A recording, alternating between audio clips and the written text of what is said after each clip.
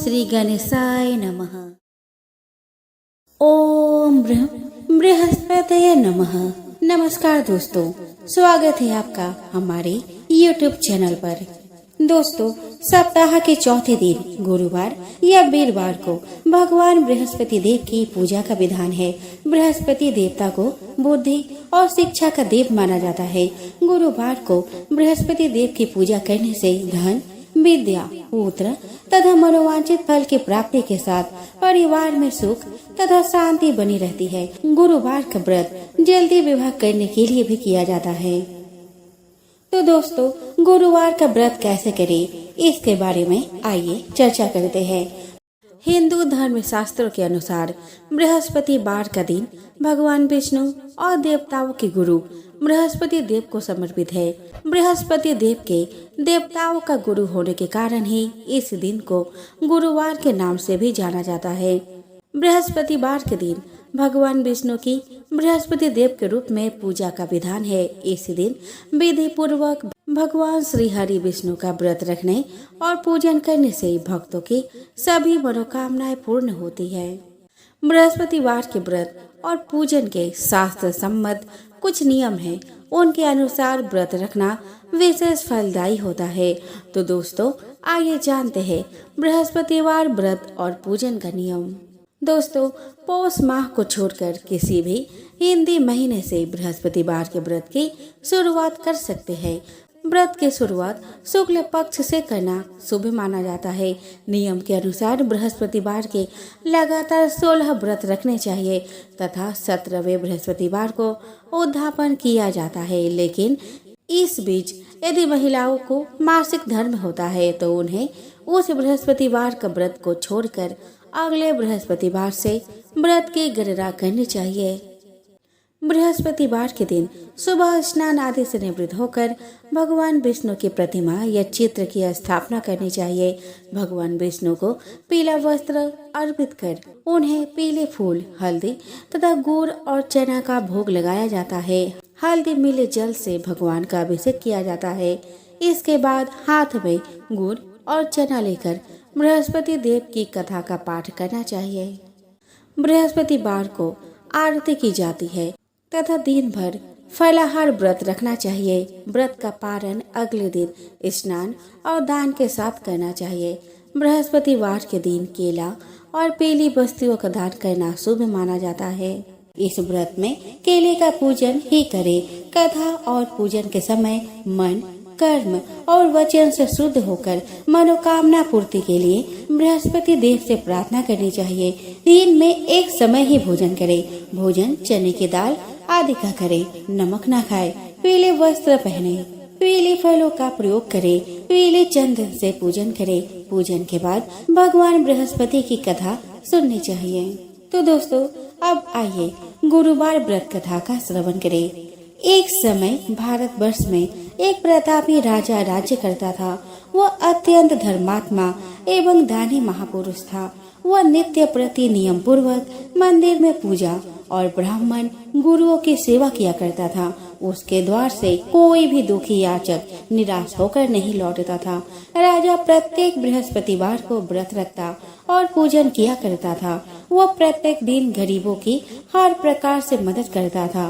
राजा की रानी राजा के व्यवहार के बिल्कुल विपरीत थी। उसे यह सब पसंद नहीं था। उसे यह सब करने में आलस्य आता था। ना तो वह व्रत रखती और ना ही किसी गरीब की सहायता करती थी। राजा को भी यह सब करने से रोकते हुए कहती कि यह सब व्यर्थ कार्य है। राजन, यह सब आपको शोभा नहीं देता। समय और धन का तुम दुरुपयोग कर रहे हो, जो एक राजा का कर्तव्य नहीं है। एक दिन राजा शिकार खेलने की इच्छा से वन को चला गया। पीछे महल में रानी और दासी थी।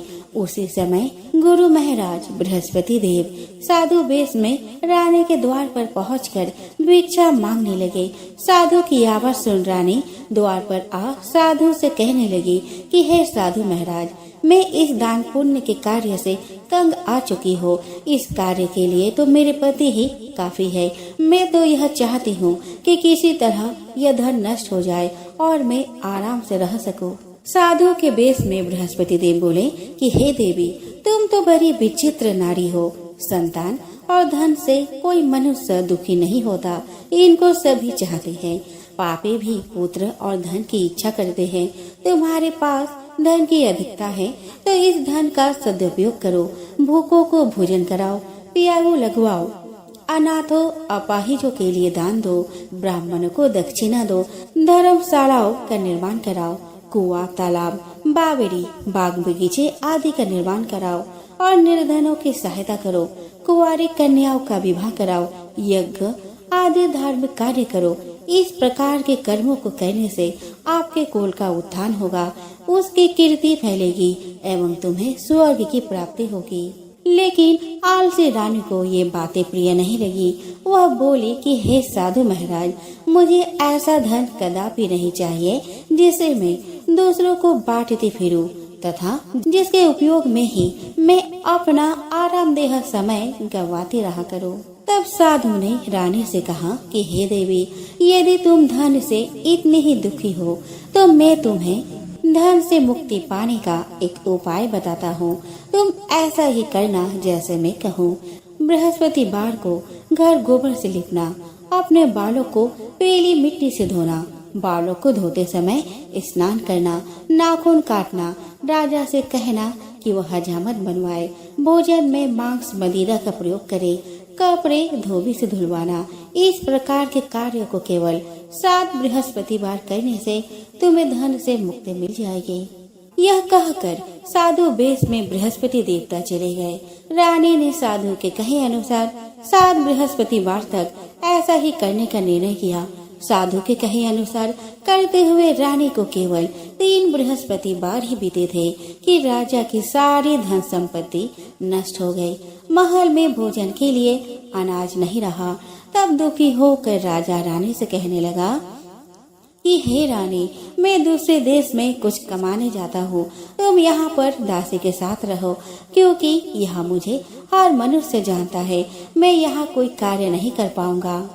देश चोरी परदेश भीख बराबर है। ऐसा कहकर राजा दूसरे देश चला गया। वह रोज जंगल में लकड़ी काटता और शहर आकर बेच देता। इस तरह वो अपना जीवन यापन करने लगा। इधर राजा के बिना रानी और दासी दुखी रहने लगी। किसी दिन भोजन मिल जाता तो खा लेती और कभी भोजन उपलब्ध न होने पर केवल जल ही पीकर सो जाती। एक दिन रानी और दासी को 7 दिन भूखे ही व्यतीत हो गए। तो रानी दासी से बोली कि हे दासी, यहाँ पास ही के नगर में मेरी बहन रहती है जो बहुत धनवान है, तो उसके पास जा और 5 सेर अनाज मांग ला, उससे कुछ दिन तो भोजन मिलेगा। दासी रानी की बहन के पास पहुँची। उस दिन बृहस्पतिवार था और रानी की बहन पूजा में मग्न थी। दासी ने कहा कि हे रानी, मुझे आपकी बहन ने भेजा है, मुझे 5 सेर अनाज दे दो। दासी ने अपनी बात कई बार दोहराई तो रानी ने कोई उत्तर नहीं दिया, क्योंकि उस समय रानी बृहस्पतिवार की कथा सुन रहे थे। जब रानी ने दासी को कोई उत्तर नहीं दिया तो वह अत्यंत दुखी हुई और उसे गुस्सा भी आया। वो वापस लौटकर अपनी रानी से बोली कि हे रानी, आपकी बहन बहुत ही धनी स्त्री है। वह छोटे लोगों से बात नहीं करती, वह धन के मद में चूर है। उसने मेरे कई बार आग्रह करने पर भी कोई उत्तर नहीं दिया, तो मैं वापस चली आई। रानी अपनी दासी को दुखी देखकर बोली कि हे दासी, इसमें उसका कोई दोष नहीं। जब मनुष्य का पूरा वक्त आता है तो सारे सगे संबंधी मुख मोड़ लेते हैं, कोई सहारा नहीं देता। अच्छे बुरे का पता विपत्ति में ही लगता है। जो भगवान को मंजूर होगा वही होगा, इसमें किसी का कोई दोष नहीं। उधर रानी की बहन ने कथा सुनकर सोचा कि मेरी बहन की दासी आई थी। भगवान बृहस्पति देव की कथा सुनने के कारण मैं उससे भूली नहीं और वह दुखी से वापस लौट गई। वह अपने बहन के घर जाकर कहने लगी कि हे बहन, मैं बृहस्पतिवार की व्रत कथा सुन रही थी। कथा के समय किसी से नहीं बोलते और न ही अधूरी कथा बीच में छोड़ते हैं, इसीलिए मैं तुम्हारी दासी से तब बात न कर सकी। कहो बहन, तुमने दासी को क्यों भेजा था? रानी अपने बहन से बोली कि बहन, हमारे घर में अनाज का एक दाना भी नहीं है। तुम तो सारी बात जानती हो। 7 दिन से हम भूखे हैं, इसीलिए मैंने अपने दासी को तुमसे 5 सेर अनाज लेने को भेजा था। रानी की बात सुनकर रानी की बहन बोली कि बहन, बृहस्पति देव सब मनोरथ को पूर्ण करने वाले है। देखो, शायद तुम्हारे घर में अनाज रखा हो। यह सुनकर दासी अंदर गई तो एक घड़ा भरा अनाज रखा मिला। उसे बड़ा आश्चर्य हुआ, क्योंकि उसने एक एक बर्तन देखा था, सारे बर्तन खाली थे। तो ये अनाज का भरा घड़ा यहाँ कैसे आ गया, यह सोचने लगी। उसने बाहर आकर रानी को बताया। बहन ने रानी और दासी को बताया कि घड़ा भर अनाज भगवान बृहस्पति देव की कृपा से आया है। यह सुनकर दासी ने रानी से कहा कि हे रानी, देखो, जब हमें अन्न नहीं मिलता तो हम कई रोज तक भूखे रहते हैं। अगर सप्ताह में एक दिन भूखे रहकर यदि 6 दिन भोजन मिले तो क्या बुराई है। आप अपने बहन से व्रत की विधि पूछ लीजिए, हम भी व्रत को विधि पूर्वक करेंगे। दासी के आग्रह पर रानी ने अपनी बहन से बृहस्पतिवार के व्रत की विधि पूछी। उसकी बहन बोली कि हे बहन, बृहस्पति देव का व्रत बेहद सरल है। इस व्रत हेतु बृहस्पतिवार को चने की दाल व गुड़ से विष्णु भगवान की केले की जड़ में पूजा करते हैं और दीपक जलाते हैं। इस दिन पीले वस्त्र पहने और पीला भोजन करे। पहले कथा सुने। इस प्रकार गुरु बृहस्पति देव प्रसन्न होकर अन्न, धन और पुत्र देते हैं। व्रत और पूजन की विधि बताकर रानी की बहन अपने घर चली गई। रानी और दासी ने निश्चय किया कि वे बृहस्पतिवार का व्रत अवश्य करेंगे। जब बृहस्पतिवार आया तो उन्होंने व्रत रखा। वे गुड़साल में जाकर गुड़ चना बिन लाई और उससे केले की जड़ का पूजन किया। अब समस्या थी पीले भोजन की। पीला भोजन कहाँ से आए, दोनों बहुत दुखी हुई। परंतु भगवान बृहस्पति देव उनके व्रत से प्रसन्न हुए। वे एक साधारण व्यक्ति के रूप में 2 थालों में सुंदर पीला भोजन लेकर आए और दासी को देकर बोले कि हे दासी, यह भोजन तुम्हारे और रानी के लिए है, अतः तुम दोनों ये भोजन कर लो। रानी को भोजन के विषय में कोई जानकारी नहीं थी। दासी अपने रानी के पास जाकर बड़ी प्रसन्नता से बोली कि रानी जी, भोजन कर लो। रानी दासी से बोली, जा तू ही कर ले भोजन। दासी बोली कि हे रानी, एक व्यक्ति भोजन दे गया है। रानी बोली, वह व्यक्ति तेरे लिए भोजन दे गया है, जा तू ही कर ले भोजन। दासी ने कहा कि नहीं रानी, वह केवल मेरे लिए नहीं, हम दोनों के लिए 2 थालों में अत्यधिक स्वादिष्ट भोजन दे गया है। आइए भोजन ग्रहण कीजिए। दोनों ने गुरु बृहस्पति देव को नमस्कार कर भोजन प्रारंभ किया। उसके बाद वे प्रत्येक बृहस्पतिवार को विधि पूर्वक व्रत करने लगे। बृहस्पति देव की कृपा से उनके पास पहले के ही समान धन हो गया। परंतु धन ने फिर से रानी को आलसी बना दिया। तब दासी बोली कि देखो रानी, तुम पहले भी इस आलस्य के वशीभूत होकर धन नष्ट कर चुकी हो। अब गुरु महाराज की कृपा से फिर सुख के दिन लौटे हैं, तो तुमने फिर से आलस्य का दामन थाम लिया है। बड़ी मुसीबतों के उपरांत हमें धन की प्राप्ति हुई है, अतः हमें अब दान पुण्य करना चाहिए, भूखों को भोजन कराना चाहिए, धन को शुभ कार्यों में खर्च करना चाहिए। इससे तुम्हारे कुल का यश बढ़ेगा, स्वर्ग की प्राप्ति होगी और पितृ प्रसन्न होंगे। दासी की बात मानकर रानी अपना धन शुभ कार्यों में खर्च करने लगी। इससे पूरे नगर में उसका यश बढ़ने लगा। दासी की बात मानने से उसके पितृ भी अत्यंत प्रसन्न हुए। अपने अच्छे कर्मों और बृहस्पति देव के व्रत से रानी की बुद्धि ठीक हो गई। एक दिन रानी और दासी आपस में विचार करने लगे कि न जाने राजा किस हाल में है और किस दशा में होंगे। राजा की कोई भी खोज खबर उन्हें नहीं थी। उन्होंने राजा के लिए गुरु बृहस्पति देव से प्रार्थना की। गुरु महाराज रात में राजा को स्वप्न में दिखे और बोले कि हे राजन, उठ, तेरी रानी तुझे याद करती है, अपने देश लौट जा। राजा प्रातः काल उठकर अपने स्वप्न के विषय में विचार करने लगा। भगवान की बात याद कर उसने सोचा, लौटने हेतु कुछ धन तो होना चाहिए। आज तक मैंने किन किन मुसीबतों से अपने दिन व्यतीत किए हैं, यह मैं ही नहीं जानता। अपने बुरे समय को याद कर राजा रोने लगा।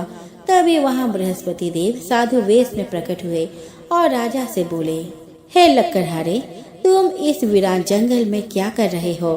किस चिंता में इस तरह बैठे रो रहे हो? मुझे बताओ। साधु की बात सुन राजा हाथ जोड़कर बोला कि हे प्रभु, आप सब कुछ जानते हैं। इतना कहकर राजा ने साधु को अपनी संपूर्ण कहानी कहा सुनाई। साधु के रूप में भगवान उसके वचनों को सुन कहने लगे कि हे राजन, तुम्हारी पत्नी ने बृहस्पति देव के प्रति जो अपराध किया था, उसी कारण तुम्हारी यह दशा हुई है। अतः तुम अब चिंता छोड़कर बृहस्पति देव का व्रत करो। भगवान बड़े दयालु हैं, तुम्हारी अवश्य सुनेंगे। तुम चने की दाल, गुड़ व जल से भरे लोटे से केले की जड़ में बृहस्पति देव का पूजन करो। फिर कथा कहो या सुनो।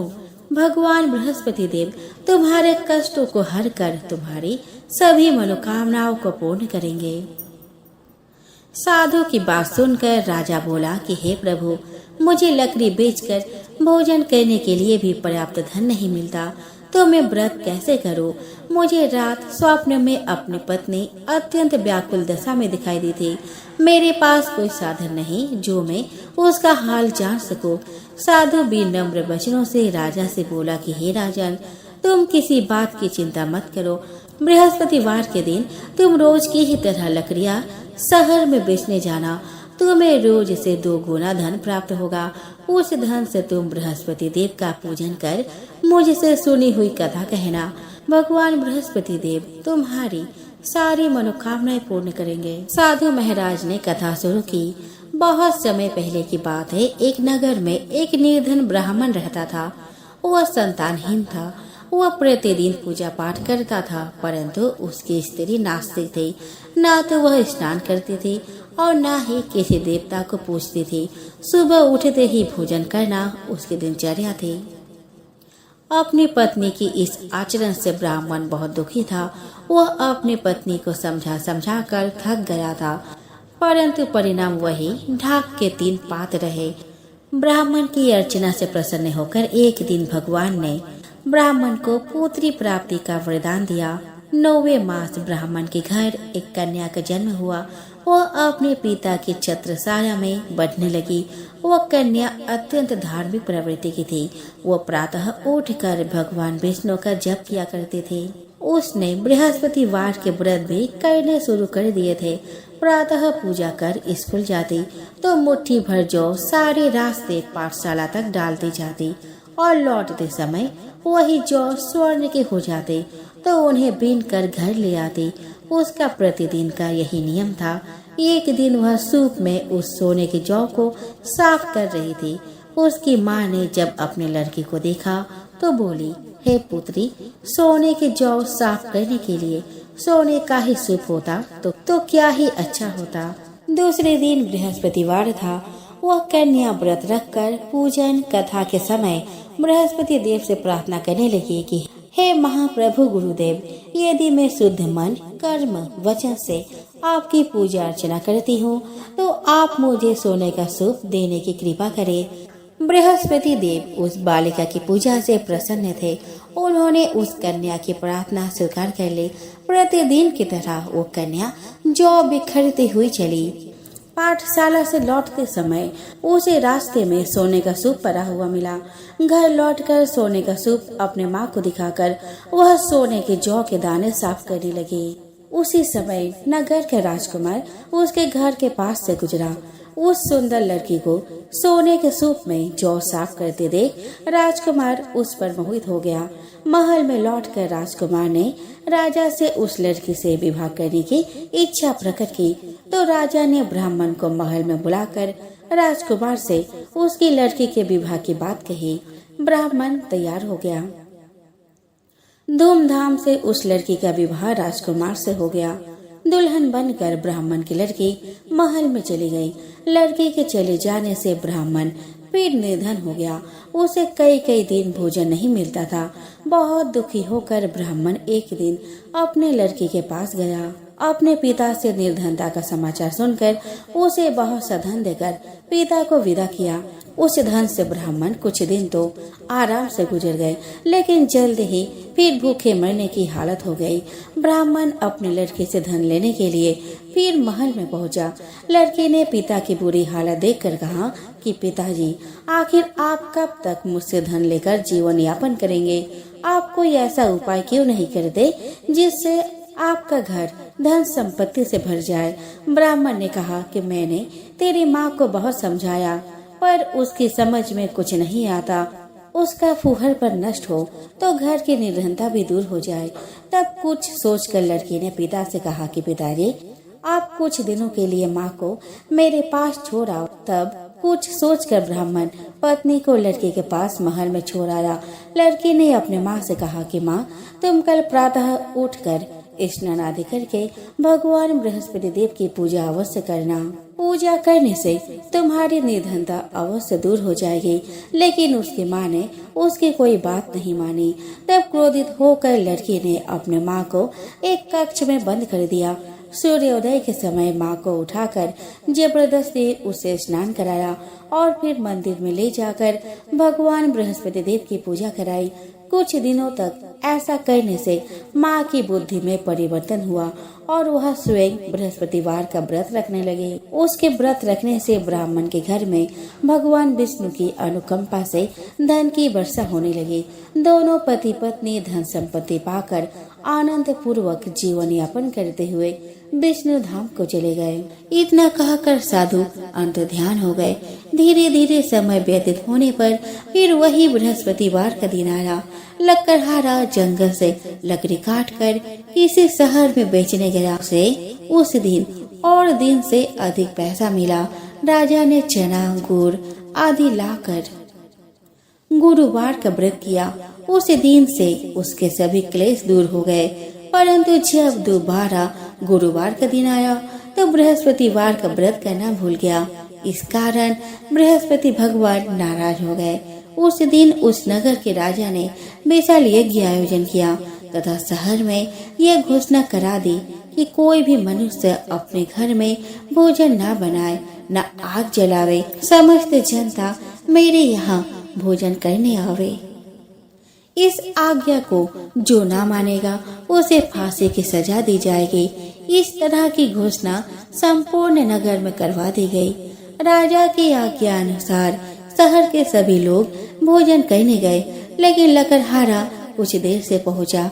इसीलिए राजा उसको अपने साथ घर लिवा ले गए और ले जाकर भोजन करा रहे थे तो रानी की दृष्टि उस खूंटी पर पड़ी जिस पर उसका हार लटका हुआ था। वो वहाँ पे दिखाई नहीं दिया। रानी ने निश्चय किया कि मेरा हार इस मनुष्य ने चुरा लिया है। उसी समय सिपाहियों को बुलाकर उसको कारागार में डाल दिया गया। जब लकड़हारा कारागार में पड़ गया तो बहुत दुखी होकर विचार करने लगा कि न जाने कौन से पूर्व जन्म के कर्म से मुझे यह दुख प्राप्त हुआ है, और उसी साधु को याद करने लगा जो कि जंगल में मिला था। उसी समय तत्काल बृहस्पति देव साधु के रूप में प्रकट हुए और उसकी दशा को देखकर कहने लगे कि अरे मूर्ख, तूने बृहस्पति देव की कथा नहीं करी, इस कारण तुझे दुख प्राप्त हुआ है। अब चिंता मत कर, बृहस्पतिवार के दिन कारागार के दरवाजे पर 4 पैसे पड़े मिलेंगे।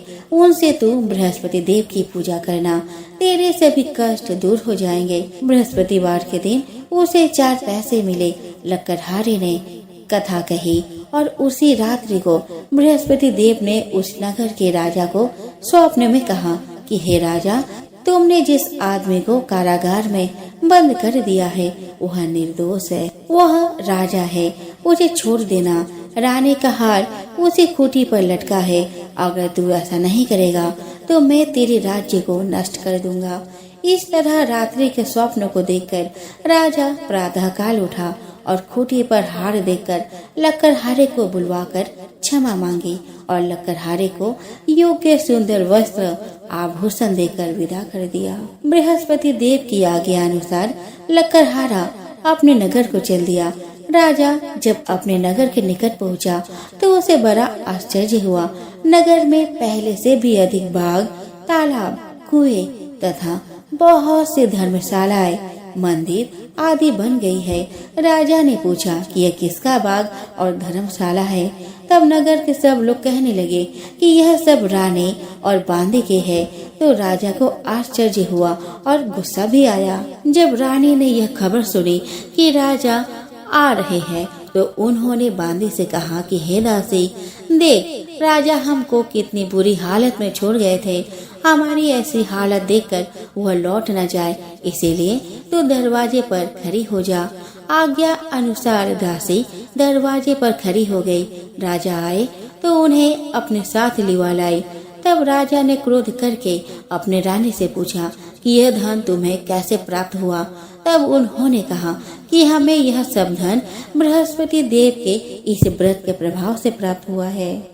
राजा ने निश्चय किया कि 7 रोज बाद तो सभी बृहस्पति देव का पूजन करते हैं, परंतु मैं प्रतिदिन दिन में 3 बार कहानी तथा रोज व्रत किया करूँगा। अब हर समय राजा के दुपट्टे में चने की दाल बंधी रहती तथा दिन में 3 बार कहानी कहता। एक रोज राजा ने विचार किया कि चलो अपने बहन के यहाँ हो आवे। इस तरह निश्चय कर राजा घोड़े पर सवार होकर अपने बहन के यहाँ चलने लगा। मार्ग में उसने देखा कि कुछ आदमी एक मुर्दे को लिए जा रहे हैं। उन्हें रोककर राजा कहने लगे कि अरे भाइयों, मेरी बृहस्पति देव की कथा सुन लो। वे बोले, लो हमारा तो आदमी मर गया है, इसको अपनी कथा की पड़ी है। परंतु कुछ आदमी बोले कि अच्छा कहो, हम तुम्हारी कथा भी सुनेंगे। राजा ने दाल निकाली और जब कथा आधी हुई थी कि मुर्दा हिलने लग गया, और जब कथा समाप्त हो गई तो राम राम करके मनुष्य उठकर खड़ा हो गया। आगे मार्ग में उसे एक किसान खेत में हल चलाता मिला। राजा ने उसे देख और उससे बोले कि अरे भैया, तुम मेरी बृहस्पति बार की कथा सुन लो। किसान बोला कि जब तक मैं तेरी कथा सुनूंगा तब तक 4 हरैया जोत लूंगा।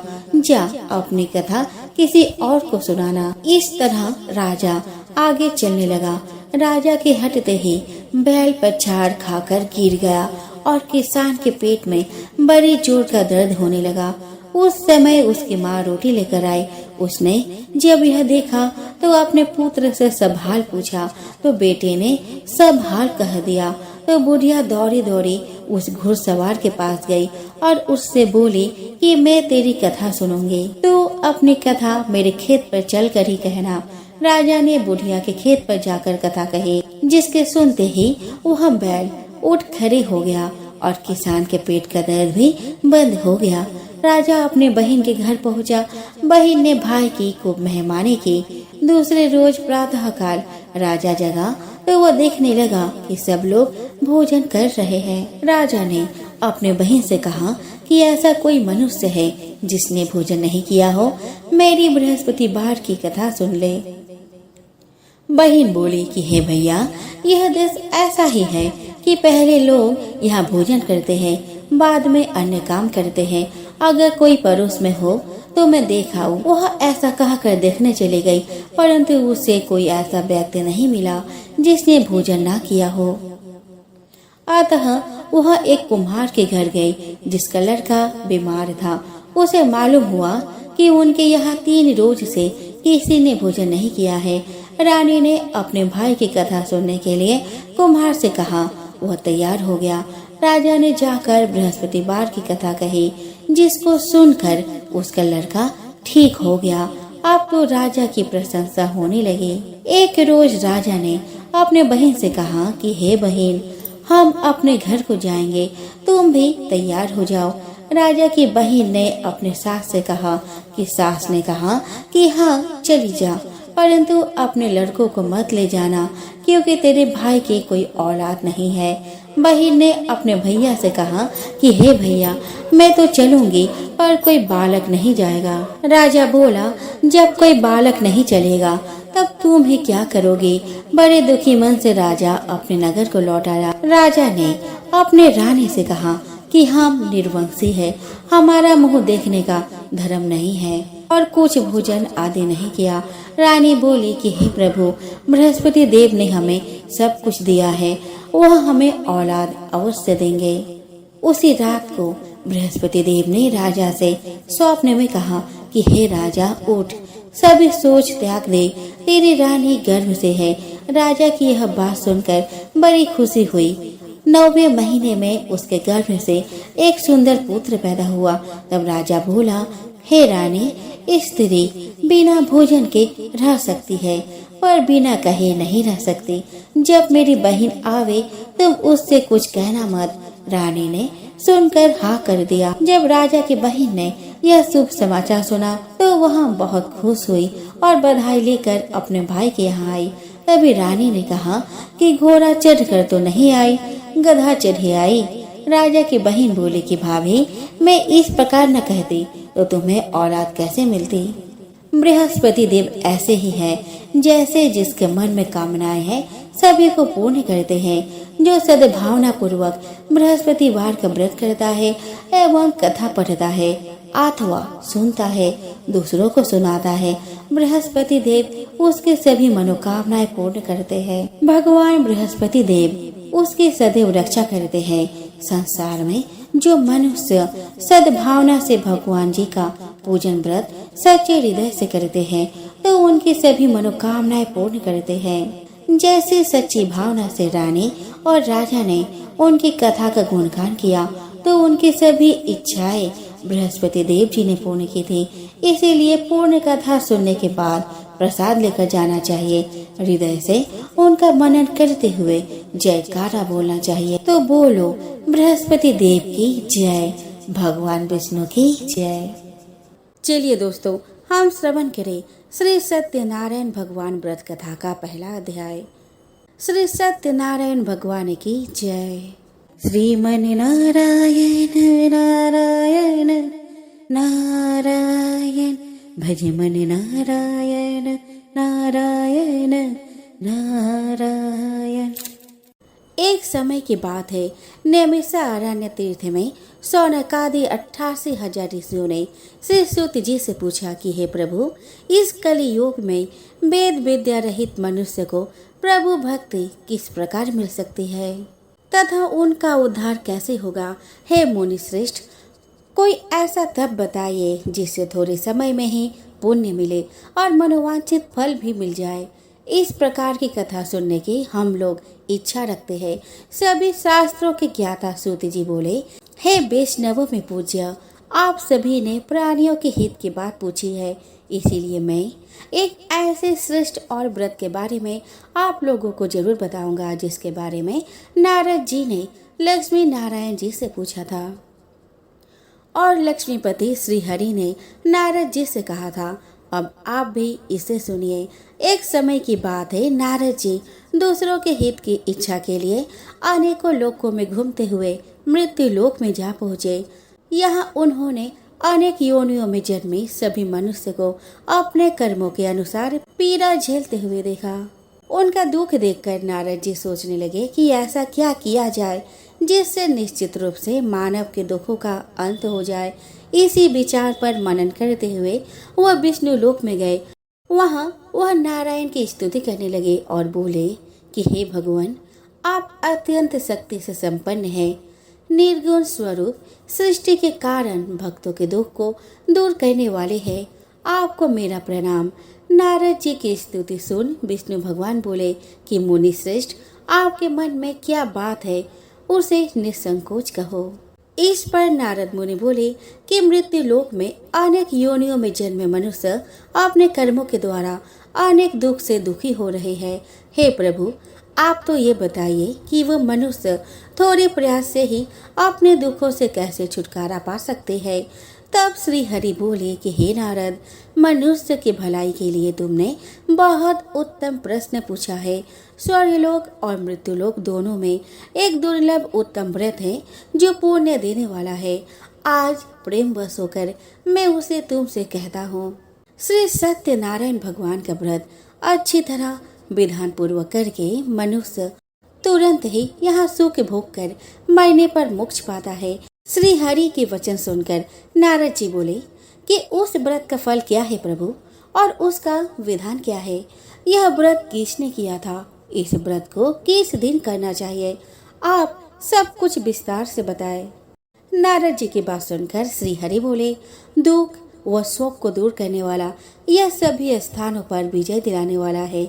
मानव को भक्ति व श्रद्धा के साथ शाम को श्री सत्यनारायण की पूजा धर्म परायण होकर ब्राह्मणों और बंदियों के साथ करने, साथ ही यथाशक्ति अनुसार भक्ति भाव से भगवान का भोग लगाए, आरती गाए और ब्राह्मणों सहित बंधु बांधवों को भी भोजन कराए। उसके बाद स्वयं भोजन करे, कीर्तन भजन के साथ भगवान की भक्ति में लीन हो जाए। इस तरह से सत्यनारायण भगवान का यह व्रत करने पर मनुष्य की सारी इच्छाएं निश्चित रूप से पूरी होती है। इस कली काल अर्थात कली युग में मृत्यु लोक में मोक्ष का यही एक सरल उपाय बताया गया है। श्रीमन नारायण नारायण नारायण भज मन नारायण नारायण नारायण। श्री सत्यनारायण भगवान की जय। सत्यनारायण व्रत कथा का प्रथम अध्याय यहीं पर संपूर्ण होता है। दोस्तों, अब हम श्री सत्यनारायण भगवान व्रत का दूसरा अध्याय का श्रवण करते हैं। तो सूत जी बोले कि हे ऋषियों, जिसने पहले समय में इस व्रत को किया था उसका इतिहास कहता हूँ, ध्यान से सुनो। सुंदर काशीपुरी नगरी में एक अत्यंत निर्धन ब्राह्मण रहता था। भूख प्यास से परेशान वह धरती पर घूमता रहता था। ब्राह्मणों से प्रेम करने वाले भगवान ने एक दिन ब्राह्मण का वेश धारण कर उसके पास जाकर पूछा, हे विप्र, नित्य दुखी होकर तुम पृथ्वी पर क्यों घूमते हो? दीन ब्राह्मण बोला कि मैं निर्धन ब्राह्मण हूँ, भिक्षा के लिए धरती पर घूमता हूँ। यदि आप इसका कोई उपाय जानते हो तो बताइए। वृद्ध ब्राह्मण रूपी भगवान ने कहा कि सत्यनारायण भगवान मनोवांछित फल देने वाले हैं, इसीलिए तुम उनका पूजन करो। इसे करने से मनुष्य सभी दुखों से मुक्त हो जाता है। वृद्ध ब्राह्मण बनकर आए सत्यनारायण भगवान उस निर्धन ब्राह्मण को व्रत का सारा विधान बताकर अंतर्ध्यान हो गए। अगले दिन सुबह उठने के साथ ही उस बूढ़े ब्राह्मण ने मन में संकल्प किया कि सत्यनारायण का व्रत करूंगा और फिर अपने नित्य कर्मों से फ्री होकर वो भिक्षा के लिए चल पड़ा। उस दिन उसे भिक्षा में बहुत सा धन प्राप्त हुआ। उसी धन से उसने परिवार के साथ भगवान श्री सत्यनारायण की पूजा की।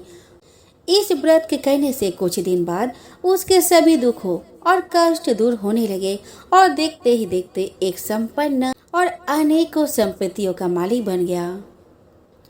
तब हर महीने की पूर्णिमा के दिन वे ब्राह्मण सत्यनारायण की पूजा करने लगा। इस प्रकार सत्यनारायण भगवान के इस व्रत को करके वो श्रेष्ठ ब्राह्मण सभी पापों और गरीबी से मुक्त हो गया और उसने एक दुर्लभ मोक्ष पद को प्राप्त किया। इस तरह से सत्यनारायण भगवान के व्रत को जो मनुष्य करेगा वह सभी प्रकार के पापों से छूटकर मोक्ष को प्राप्त होगा। जो मनुष्य इस व्रत को करेगा वह भी सभी दुखों से मुक्त हो जाएगा। सूत जी बोले कि इस तरह से नारद जी से नारायण जी का कहा हुआ श्री सत्यनारायण व्रत को मैंने तुमसे कहा है। विप्रो, मैं अब और क्या कहूँ? ऋषि बोले कि हे मुनिवर, संसार में उस विप्र को सुनकर और किस किस ने इस व्रत को किया, हम सब इस बात को सुनना चाहते हैं। इसके लिए हमारे मन में श्रद्धा का भाव है। सूत जी बोले कि हे मुनियों, जिस ने इस व्रत को किया है वह सब सुनो। एक समय वही विप्र धन और ऐश्वर्य के अनुसार अपने बंधु बांधव के साथ इस व्रत को करने को तैयार हुआ। उसी समय एक लकड़ी बेचने वाला वृद्ध आदमी आया और लकड़ियां बाहर रखकर अंदर ब्राह्मण के घर गया। प्यास से दुखी वह लकड़हारा उनको व्रत करते हुए देख विप्र को नमस्कार कर पूछने लगा कि आप यह क्या कर रहे हैं तथा इसे करने से आपको क्या फल मिलेगा, कृपया करके मुझे भी बताएं। ब्राह्मण ने कहा कि सब मनोकामनाओं को पूरा करने वाला यह सत्यनारायण भगवान का व्रत है। इनकी कृपा से ही मेरे घर में धन धान्य आदि की वृद्धि हुई है। विप्र से सत्यनारायण व्रत के बारे में जानकर लकड़हारा बहुत प्रसन्न हुआ। चरणामृत लेकर वह प्रसाद खाने के बाद वह अपने घर गया। लकड़हारे ने अपने मन में संकल्प किया कि आज लकड़ी बेचने से जो धन मिलेगा उसी से श्री सत्यनारायण भगवान का उत्तम व्रत करूंगा। मन में इस विचार को ले बूढ़ा आदमी सिर पर लकड़ियां रखकर उस नगर में बेचने गया जहां उसे अपने लकड़ियों का दाम पहले से 4 गुना अधिक मिला। बूढ़ा प्रसन्नता के साथ पैसे लेकर सत्यनारायण भगवान की मूर्ति और व्रत की अन्य सामग्री लेकर अपने घर गया। वहां उसने अपने परिजनों को बुलाकर विधि विधान से सत्यनारायण भगवान का पूजन और व्रत किया। इस व्रत के प्रभाव से वह बूढ़ा लकड़हारा धन पुत्र आदि से युक्त होकर संसार के समस्त सुख भोग अंत काल में बैकुंठ धाम चला गया। श्रीमन नारायण नारायण नारायण भज मन नारायण नारायण नारायण। श्री सत्यनारायण भगवान की जय। तो दोस्तों, यहाँ पर सत्यनारायण व्रत कथा का द्वितीय अध्याय संपूर्ण होता है। चलिए दोस्तों, अब हम श्री सत्यनारायण भगवान व्रत कथा का तीसरा अध्याय का श्रवण करते हैं। तो दोस्तों, सूत जी बोले कि हे श्रेष्ठ मुनियों, अब आगे की कथा कहता हूँ। पहले समय में उल्का मुख नाम का एक बुद्धिमान राजा था। वह सत्यवक्ता और जितेंद्रिय था। प्रतिदिन देवस्थानों पर जाता और निर्धनों को धन देकर उनके कष्ट दूर करता था। उसकी पत्नी कमल के समान मुख वाली और सती साध्वी थी। भद्रशिला नदी के तट पर उन दोनों ने श्री सत्यनारायण भगवान का व्रत किया। उसी समय साधु नाम का एक वैश्य आया। उसके पास व्यापार करने के लिए बहुत सा धन भी था। राजा को व्रत करते देखकर वह विनय के साथ पूछने लगा कि हे राजन, भक्ति भाव से पूर्ण होकर आप ये क्या कर रहे हैं? मैं सुनने की इच्छा रखता हूँ, तो आप कृपा करके मुझे बताएं। राजा बोला कि मैं बंधु बांधव के साथ पुत्र आदि की प्राप्ति के लिए श्री सत्यनारायण भगवान का व्रत व पूजन कर रहा हूँ। राजा के वचन सुन साधु आदर से बोला कि हे राजन, मुझे इस व्रत का सारा विधान कहिए। मैं भी इस व्रत को करूँगा। मेरी भी संतान नहीं है और व्रत को कहने से निश्चित रूप से मुझे संतान की प्राप्ति होगी। राजा से व्रत का सारा विधान सुन व्यापार से निवृत्त हो वह अपने घर आया। साधु ने अपने पत्नी को संतान देने वाली इस व्रत का वर्णन कह सुनाया और कहा कि जब मेरी संतान होगी तब मैं इस व्रत को करूँगा। साधु ने इस तरह के वचन अपने पत्नी लीलावती से कहे। एक दिन लीलावती पति के साथ आनंदित हो सांसारिक धर्म में प्रवृत्त होकर सत्यनारायण भगवान की कृपा से गर्भवती हो गई। 10वें महीने में उसके गर्भ से एक सुंदर कन्या ने जन्म लिया। माता पिता ने अपने कन्या का नाम कलावती रखा। एक दिन कलावती की माँ लीलावती ने अपने पति को याद दिलाया कि आपने सत्यनारायण भगवान के जिस व्रत को करने का संकल्प किया था उसे करने का समय आ गया है। आप इस व्रत को करिए। साधु बोला, हे प्रिय, इस व्रत को तो मैं उसके विवाह पर करूँगा। इस प्रकार अपनी पत्नी को आश्वासन देकर वह नगर को चला गया। साधु ने एक बार नगर में अपने कन्या को सखियों के साथ देखा तो उसे लगा कि उसकी कन्या अब विवाह योग्य हो गई है और उसने कन्या के योग्य वर ढूंढना शुरू कर दिया। एक दिन वह साधु एक नगर में पहुंचा और वहां लड़के के सुयोग्य वानिक पुत्र को ले आया। सुयोग्य लड़के को देख साधु ने बंधु बांधवों को बुलाकर अपने पुत्र का विवाह कर दिया। लेकिन दुर्भाग्य की बात यह कि साधु ने अभी भी सत्यनारायण भगवान का व्रत नहीं किया। दोस्तों, होना क्या था, इस पर श्री भगवान क्रोधित हो गए और श्राप दिया। अपने कार्य में कुशल साधु बनिया जमाई को लेकर समुद्र के पास स्थित होकर रत्नासारपुर नगर में गया। वहां जाकर दामाद ससुर दोनों मिलकर चंद्रकेतु राजा के नगर में व्यापार करने लगे। एक दिन भगवान सत्यनारायण की माया से एक चोर राजा का धन चुरा कर भाग रहा था। उसने राजा के सिपाहियों को अपना पीछा करते देख चुराया हुआ धन वहां रख दिया जहां साधु अपने जमाई के साथ ठहरा हुआ था। राजा के सिपाहियों ने साधु वैश्य के पास राजा का धन पड़ा देखा तो वह ससुर जमाई दोनों को बांधकर प्रसन्नता से राजा के पास ले गए कि उन दोनों चोरों को हम पकड़ लाए हैं, आप आगे की कार्यवाही की आज्ञा दे। राजा की आज्ञा से उन दोनों को कठिन कारावास में डाल दिया गया। और उनका सारा धन भी उनसे छीन लिया गया। तो दोस्तों, श्री सत्यनारायण भगवान के श्राप से साधु की पत्नी भी बहुत दुखी हुई। घर में जो धन रखा था उसे चोर चुरा ले गए। शारीरिक और मानसिक पीड़ा और भूख प्यास से अति दुखी हो अन्य की चिंता में कलावती ब्राह्मण के घर गई। वहां उसने श्री सत्यनारायण भगवान का व्रत होते देखा। फिर कथा भी सुनी और प्रसाद ग्रहण कर वह रात को घर वापस आई। माता ने कलावती से पूछा कि हे पुत्री, अब तक तुम कहाँ थे और तेरे मन में क्या है? कलावती ने अपने माता से कहा कि हे माता, मैंने एक ब्राह्मण के घर में श्री सत्यनारायण भगवान का व्रत देखा है। कन्या के वचन सुन लीलावती भगवान की पूजन की तैयारी करने लगी। लीलावती ने परिवार और बंधुओं सहित सत्यनारायण भगवान का पूजन किया और उनसे वर मांगा कि मेरे पति और जमाई शीघ्र घर आ जाए, और साथ ही यह भी प्रार्थना की कि हम सब का अपराध क्षमा करे। श्री सत्यनारायण भगवान इस व्रत से संतुष्ट हो गए और राजा चंद्रकेतु को सपने में दर्शन दे कहा, हे राजन, तुम उन दोनों वेश्यों को छोड़ दो और तुमने उनका जो धन लिया है उसे वापस कर दो। अगर ऐसा नहीं किया तो मैं तुम्हारा धन, राज्य व संतान सभी को नष्ट कर दूंगा। राजा को यह सब कहकर वह अंतर्ध्यान हो गए। प्रातःकाल सभा में राजा ने अपना सपना सुनाया और फिर बोले कि उन दोनों को कैद से मुक्त कर सभा में लाओ। दोनों ने आते हुए राजा का प्रणाम किया। राजा बोला कि महानुभाव, भाग्यवश ऐसा कठिन दुख तुम्हें प्राप्त हुआ है, लेकिन अब तुम्हें कोई भय नहीं। ऐसा कह राजा ने उन दोनों को नए वस्त्र आभूषण में पहनाए और जितना धन लिया था उससे 2 गुना धन वापस कर दिया। दोनों वैश्य अपने घर को चल दिए। श्रीमन नारायण नारायण नारायण, भजमन नारायण नारायण नारायण। श्री सत्यनारायण भगवान की जय।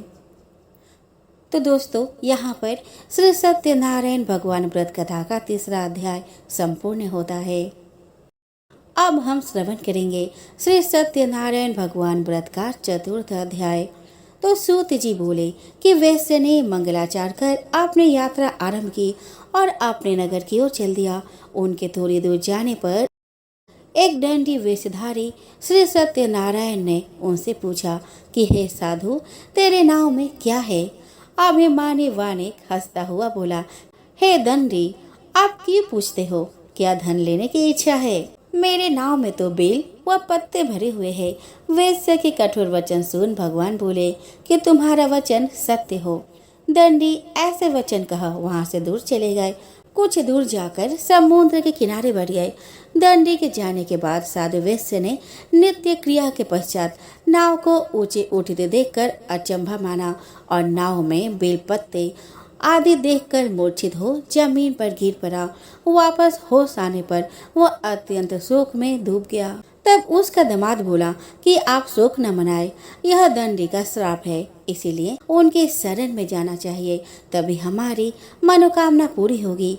दामाद का बात सुनकर वह दंडी के पास पहुंचा और अत्यंत भक्ति भाव नमस्कार कर बोला कि मैंने आपसे जो असत्य वचन कहे थे उनके लिए मुझे क्षमा कर दे। ऐसा कहकर रोने लगा। तब दंडी भगवान बोले कि हे वानिक पुत्र, मेरी आज्ञा से बार बार तुम्हें दुख प्राप्त हुआ है, तो मेरी पूजा से विमुख हुआ। साधु बोला कि हे भगवान, आपकी माया से ब्रह्मा आदि देवता भी आपके रूप को नहीं जानते, तब मैं अज्ञानी कैसे आपको जान सकता हूँ? आप प्रसन्न हुए। अब मैं सामर्थ्य के अनुसार आपकी पूजा करूँगा। मेरी रक्षा करो और नौका में धन भर दो। साधु वैश्य के भक्तिपूर्वक वचन सुनकर भगवान प्रसन्न हो गए और उसकी इच्छा अनुसार वरदान देकर अंतर्ध्यान हो गए। ससुर जमाई दोनों जब नाव पर आए तो नाव धन से भरी हुई मिली। फिर वही अपने अन्य साथियों के साथ सत्यनारायण भगवान का पूजन कर अपने नगर को चल दिए। जब नगर के नजदीक पहुँचे तो दूत को घर पर खबर करने के लिए भेज दिया। दूत साधु की पत्नी को प्रणाम कर कहता है कि मालिक अपने दामाद सहित नगर के निकट आ गया है। दूत की बात सुनकर साधु की पत्नी लीलावती ने बड़े हर्ष के साथ सत्यनारायण भगवान का पूजन कर अपने पुत्र कलावती से कहा कि मैं अपने पति के दर्शन को जाती हो तो कार्य पूर्ण कर शीघ्र आ जाना। माँ के ऐसे वचन सुनकर कलावती ने जल्दी में प्रसाद छोड़ अपने पति के पास चली गई। प्रसाद का अवज्ञा करने से श्री सत्यनारायण भगवान रुष्ट हो गए और नाव सहित उसके पति को पानी में डुबो दिया। कलावती अपने पति को वहां न पाकर रोती हुई जमीन पर गिर गई। नौका को डूबा हुआ देख और कन्या को रोता देख साधु दुखी होकर बोला कि हे प्रभु, मुझसे तथा मेरे परिवार से जो भूल हुई है उसे क्षमा करे। साधु के दीन वचन सुनकर श्री सत्यनारायण भगवान प्रसन्न हो गए और आकाशवाणी हुई कि हे साधु, तेरी कन्या मेरे प्रसाद को छोड़कर आई है, इसीलिए उसका पति अदृश्य हो गया है। यदि वह घर जाकर प्रसाद खाकर लौटती है तो इसे इसका पति अवश्य मिलेगा।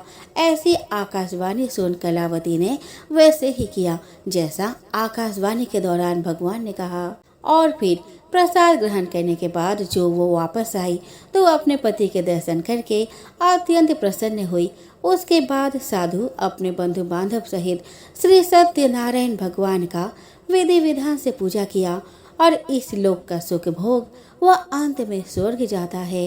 श्रीमन नारायण नारायण नारायण भजमन नारायण नारायण नारायण।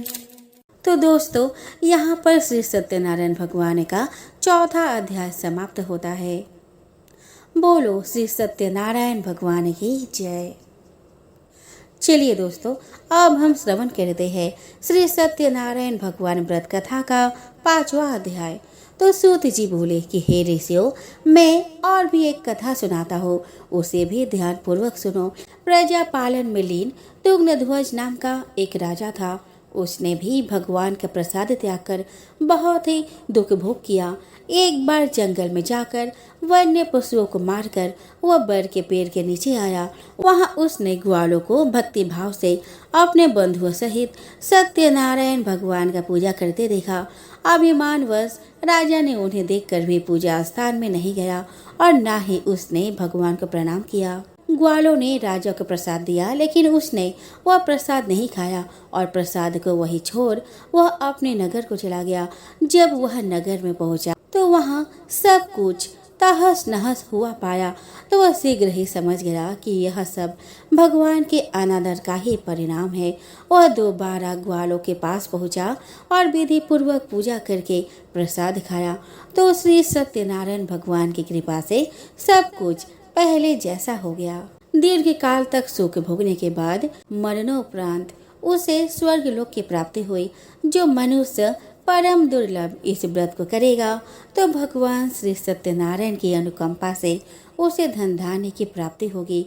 निर्धन धनी हो जाता है और भय मुक्त हो जीवन जीता है। संतानहीन मनुष्य को संतान सुख मिलता है और सारे मनोरथ पूर्ण होने पर मानव अंत काल में बैकुंठ धाम को जाता है।